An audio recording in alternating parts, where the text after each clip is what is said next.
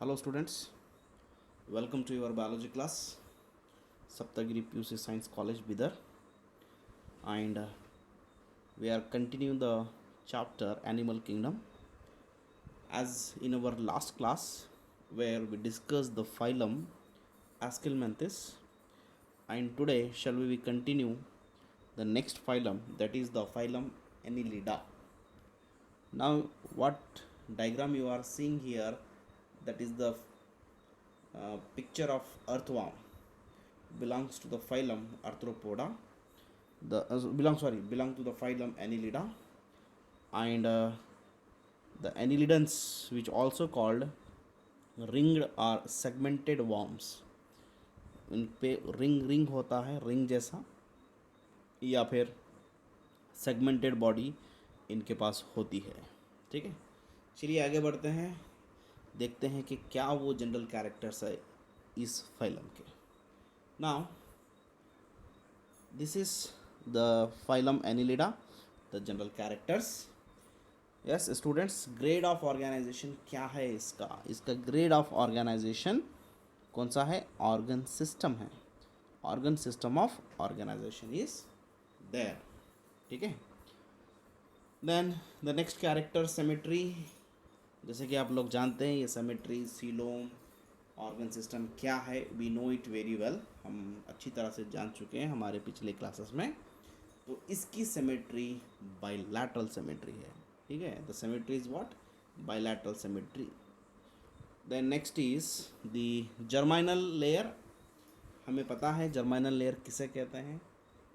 ठीक है, entire body वही 3 जर्माइनल लेयर से बनी हुई होती है, उसे हम जर्माइनल लेयर कहते हैं.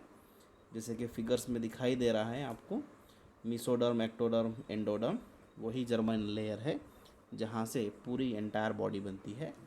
तो इनके पास तीनों लेयर पाए जाते हैं, जैसे कि पिछले फाइलम में भी थे, एस्केलमेंथिस में भी, और इसमें भी है.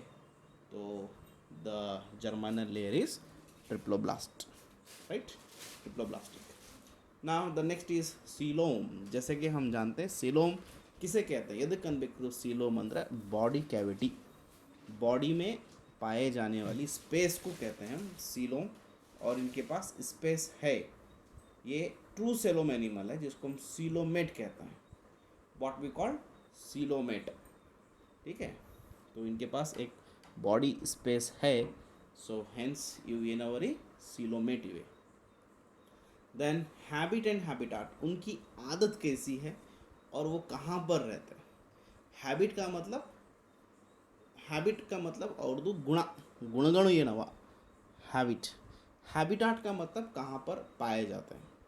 तो पाए जाने के हिसाब से इन कहाँ मिलते हैं, वो तो टेरिस्टेरियल में, यानी कि ज़मीन पर, लैंड मैला, भूमि मैला सिगुतारे.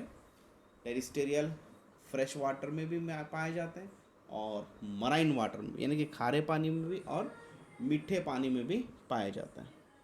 देन फ्री लिविंग या फिर पैरासाइटिक, ये किसी पे डिपेंड भी हो सकते हैं या इंडिपेंडेंट भी होते हैं. अगर वो इंडिपेंडेंट है तो उसको पैरासाइटिक बोलिए. ये इंडिपेंडेंटली अगर वो किसी पे डिपेंड नहीं है तो उसको फ्री लिविंग बोलाएंगे हम. ठीक है, ये हो गई habit and habitat. Now the next character is digestive system. देखिए बच्चे, ये इनका डाइजेशन, अब तक हम पिछले फिल्म्स में डाइजेशन इनकम्प्लीट बोल के पढ़े. ठीक है, कुछ के पास तो डाइजेशन था ही नहीं, डाइजेशन एब्सेंट था. एब्सेंट के बाद इनकम्प्लीट आया, इनकम्प्लीट के बाद now the digestion is complete. और ये हम अच्छी तरह से जानते हैं कि डाइजेशन कंप्लीट किसे कहते हैं और डाइजेशन इनकम्प्लीट किसे कहते हैं. इस बारे में हमने हमारी पिछली क्लासेस में अच्छी तरह से समझाया है. देखिए, ये एक एनिमल है, यहाँ पर इसका माउथ है और यहाँ पर एनस है. यहाँ से फूड आता है और अनडाइजेस्टेड फूड फिर यहाँ से निकल जाता है. सो 2 ओपनिंग रहने की वजह से इसको हमें क्या बोलना चाहिए? Digestion is complete. ठीक है. Next, respiration system. हाँ, अब तक के फाइलम्स में रेस्पिरेशन एब्सेंट था, इनके पास रेस्पिरेशन पाया जाता है, रेस्पिरेशन यहाँ पर मिलता है. तो क्यूटानियस रेस्पिरेशन बोलते हैं इसको. क्यूटानियस रेस्पिरेशन का मतलब ये एंटायर बॉडी में से, बॉडी सरफेस में से रेस्पिरेशन होना, यानी कि यहाँ देखिए आप, ये अर्थवर्म की ये पार्ट ऑफ बॉडी में ऑक्सीजन आ रहा है और इस पार्ट से ऑक्सीजन वापस चले जा रहा है, तो इसे हम क्या बोलेंगे, cutaneous respiration. Then some have branchial gill respiration, ये वाला है, यहाँ एक रेस्पिरेशन स्ट्रक्चर्स है और ये ब्रोंकियल गिल रेस्पिरेशन इसे हम बुलाते हैं। ठीक है, I hope you people are understanding. और आपको ये कोई डायग्राम ड्रा करना नहीं है, लिखने वाला भी मैटर मैं आपको आगे बता दूँ कि कहाँ देख कर लिखना है, ये सब एक एक डायग्राम से जस्ट एक्सप्लेन किया जा रहा है, जस्ट आपको सुनना और समझना है, लिखने का चीज़, लिखने वाला मैटर मैं आपको आगे बताऊंगा। चलिए अगली तरफ देखते हैं। सर्कुलेटरी सिस्टम, जो ब्लड एनिमल्स की बॉडी में सर्कुलेट होता है from the heart to the different body part for many functions, जिसे हम बोलेंगे यहाँ पर क्लोज्ड सर्कुलेशन सिस्टम है, ओपन नहीं है। एनिलिडा ही इनवर्टिब्रेट का एक ऐसा फाइलम है जिसका सर्कुलेशन कैसा रहता बोले तो क्लोज्ड रहता, यानी कि blood remain in the blood vessels, blood vessel से बाहर नहीं आता, वो ब्लड वेजल्स में ही रहता है, इसलिए उसे हम क्लोज्ड सर्कुलेटरी सिस्टम कहते हैं। ठीक है, नेक्स्ट रिगार्डिंग द रिप्रोडक्शन, वो बच्चे कैसे पैदा करते हैं। रिप्रोडक्शन के लिए इनके पास सेक्सुअल इवेंट होता है, सेक्सुअल बिहेवियर इनके पास है, सेक्सुअल एक्टिविटी इनके पास है, और leech and earthworm and leech monoecious है। मोनोशियस मतलब तो सिंगल के अंदर दोनों मेल फीमेल दोनों पाए जाना, हार्मोफ्रोडाइट भी कहते हैं इसे, मोनोशियस और हार्मोफ्रोडाइट। नीरिस जो है डाइशियस है, डाइशियस बोलते कोई एक सेक्स, मोनोशियस यानी कि एक ऐसा इंडिविजुअल जो मेल भी है और फीमेल भी है, डाइशियस यानी कि एक ऐसा इंडिविजुअल जो कोई एक होता है, whether it is a male या फिर फीमेल। ठीक है, डेवलपमेंट इज इनडायरेक्ट, हम जान चुके हैं हमारी पिछली क्लासेस में कि डेवलपमेंट डायरेक्ट और इनडायरेक्ट किसे कहते हैं बोलकर। तो ये था इनका रिप्रोडक्शन। उसके बाद आता है यूनिक फीचर्स क्या है इनके पास। एनिलिडा के यूनिक फीचर ये है, इनकी जो बॉडी होती है सेगमेंटेशन जैसी होती है, टुकड़े टुकड़े। अब आप देखो इनकी बॉडी पे यहाँ बहुत सारे सेगमेंट्स, रिपीटेड सेगमेंट्स नज़र आ रहे हैं, repeated units, repeated ring like structure नज़र आ रहा है, तो इसलिए इसकी जो बॉडी होती है सेगमेंटेड बॉडी है, तो यही इनका एक यूनिक फीचर है। ठीक है, ये इनका कैसा है, यूनिक फीचर है।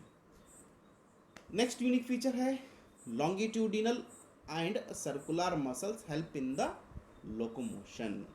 बच्चों, लोकोमोशन का मतलब होता है एक जगह से दूसरी जगह जाना, तो ये एनिमल एक जगह से दूसरी जगह जा रहा है, किसकी मदद से, किसकी हेल्प से बोले तो लॉन्गिट्यूडिनल लंबे और सर्कुलर मसल्स है, उनके मूवमेंट से एक जगह से दूसरी जगह वहाँ पर मूवमेंट हो रहा है, मूवमेंट को हम लोकोमोशन कहते हैं। ये भी इनका एक यूनिक कैरेक्टर है।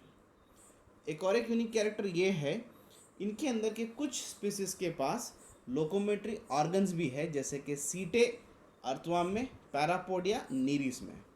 लोकोमेट्री ऑर्गन, अब जैसे कि ह्यूमन बीइंग का लोकोमेट्री ऑर्गन क्या है, हम किससे चलते हैं, हमारे पास पैर है, ನಮ್ಮ ಕಡೆ ಏನವರಿ ಲೋಕೋಮೋಷನ್ ಆಗಲಿಕ್ಕೆ ಕಾಲವ, ಕಾಲಿನಿಂದ ನಾವು ಏನು ನಡಿತೇವೆ, ಒಂದು ಜಾಗದಿಂದ ಇನ್ನೊಂದು ಜಾಗಕ್ಕೆ ಹೋಗ್ತೀವಿ, ಅದೇ ರೀತಿ ಇವ್ರ ಹತ್ರ ಸರ್ಕ್ಯುಲರ್ ಮಸಲ್ಸ್ನು ಇವೆ, ಅದರ ಜೊತೆ ಸೀಟೆ ಮತ್ತು ಪ್ಯಾರಾಪೋಡಿಯಾ ಎಂಬ ಲೋಕೋಮೆಟ್ರಿ ಆರ್ಗನ್ನು ಕೂಡ ಇದೆ।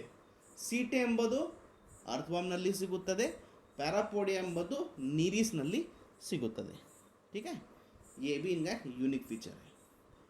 और एक यूनिक फीचर ये है, इनका जो एक्सक्रिएशन है वो नेफ्रिडिया से होता है। नेफ्रिडिया एक स्ट्रक्चर है जिसकी हेल्प से एनिलिडा का एक्सक्रिएशन होता है।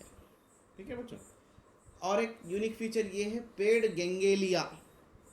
Paired ganglia connected by lateral nerves to a double ventral nerve cord. Ganglia is a part of nervous system. जैसे कि नर्वस सिस्टम एक थिंकिंग सिस्टम है, हमारे पास नर्वस सिस्टम का पार्ट होता है ब्रेन, ಅದೇ ರೀತಿ ಇವ್ರ ಹತ್ರ ಗೆಂಗೇಲಿಯಾ ಇರ್ತದೆ। ಗೆಂಗೇಲಿಯಾ ಎದುರು ಹೆಸರದರಿ ಸರ್ ಅಂದ್ರೆ ganglia is nothing but it is a brain.